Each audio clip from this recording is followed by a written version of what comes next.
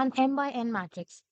And in this matrix, what we need to do is that wherever we get a 0, we have to set its corresponding row as well as its corresponding column to zeros. For example, if you encounter this 0, we have to make all these ones zeros. All right. For this 0, we need to make this column and this row 0. For this 0, we need to make this column as well as this row 0. So how do we go about this question? Well, you may think we will traverse this matrix one by one, each element, and whenever we encounter a 0, we'll set its corresponding row as well as its corresponding column to zeros. So let's start doing that. So first of all, what we'll find is that we find this 0. So we'll set all these ones as zeros. Let's do it. All right. Now we'll move on to the next element, which is this element. Now we again encounter a 0. So what do we do now? Do we go about setting this row also, setting this column also 0? No, that would be a wrong solution, because this 0 that we just made, it is not one of the original entries, but we have obtained it after marking. So if we start making changes in the matrix right away, we'll land up to the wrong solutions. So how do we approach it? One solution is that we make a copy of this original matrix. So let's make a copy. I'll copy paste this matrix. So what have we done? We just made a copy of this matrix. We've made a copy of this matrix.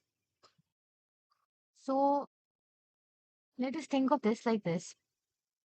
We will traverse each element of this matrix one by one and make changes in the original matrix. That is one way. We go to the 0 and we go to this first element, we find a 0, so we make changes in this matrix. We make all the elements of the corresponding row and the corresponding column as zeros. Now we go to 1, no changes to be made, right? 1, 1, 1, 1, 1. We encounter another 0, so we make the corresponding rows and columns as zeros. Fine. Another 0. This is what our original answer would look like. Okay, so what was the time complexity of this question? Just big O n squared. Why? Because we are traversing the matrix m by n, all right? And the space complexity will be equal to big O of m into n, because we have made another matrix. That we don't need to traverse each element. Even if we keep a track of every row and every column, that is, if we traverse this row, we see that it contains a 0. So that means it has to be made zeros. Then this row, no, does not contain any 0. So it can be left as it is. This row, the third row, it does contain a 0. So we have to make it all zeros. If we traverse this row, no. This row, yes. Similarly for all the columns. That means we don't have to check how many zeros a column or a row contains. Even if it contains 1 0, that is enough to make it all zeros. All right. So let's proceed with the second method. So what we have done is we have created two 1D arrays and we will keep a track of whether that row or column contains a 0 or not. Is that you can make by default all the elements of the matrix to be ones.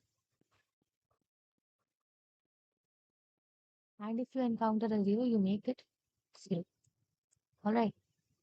For example, here you get a 0. So you make it 0 here, 0 here,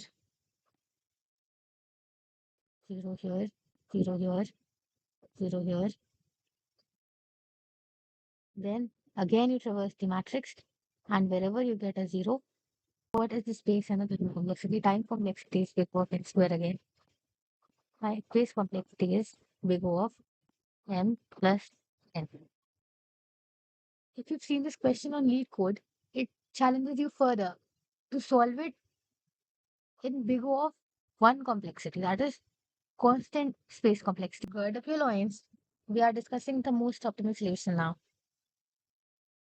So instead of using an external array, we can keep a track of that within this matrix itself. What I mean to say is that we merge this array into this first row and this array into this first column. Then it would look something like this. And the column. What about this part? Here, how do we know if the zero represents the first row containing a zero or the first column containing a zero? So this would create a problem. But we as engineers are problem solvers, right? Utilize three columns of this matrix and create a single space over here. So this, so what have we done now?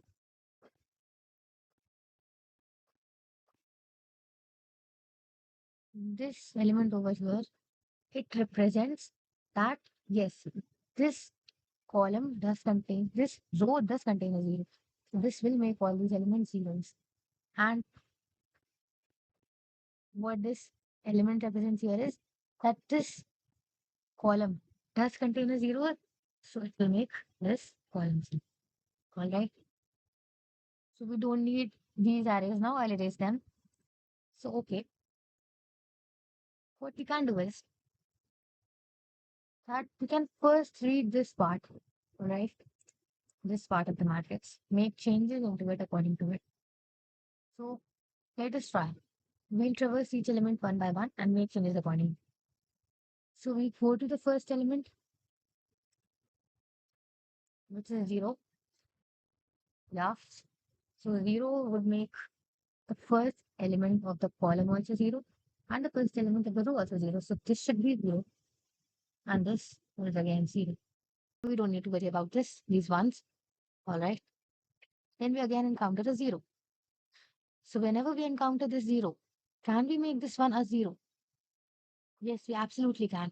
Because we've already traversed this one, so we can change it. So we'll make this and this is zero. Then we encounter this zero. Okay. So what do we do now? We'll traverse this part of the array and we'll make it zero accordingly. Now we haven't made any changes to these. All right. So which is the first array that we should make changes on?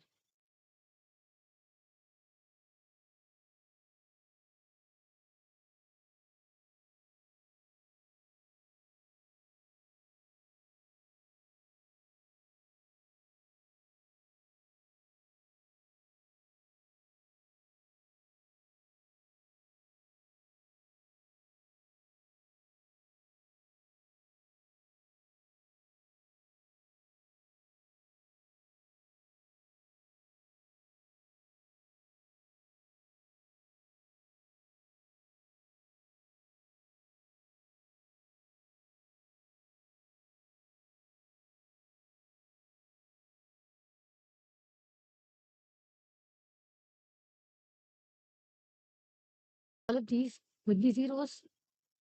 All right. Then we go into this. You find a zero over here.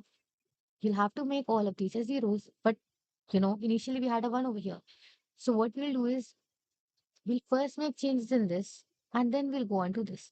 We don't have to make any changes in this. This is just keeping a track of whether this column has to be zero or not. And this position here is keeping track of this. So first we'll make these to be zeros. Then because this is zero over here, we'll make these to be zeros. So this lands you the final solution, which you already know that we had to make this row, this column, this row, this column, and this row to be zero. That we finally obtained in this matrix as well. So this solution is correct. All right. Let's analyze the time complexity, which is before n square. because we are traversing each element of the matrix one by one, and space complexity is just before fun. Thank you so much for watching. Stay tuned for more videos.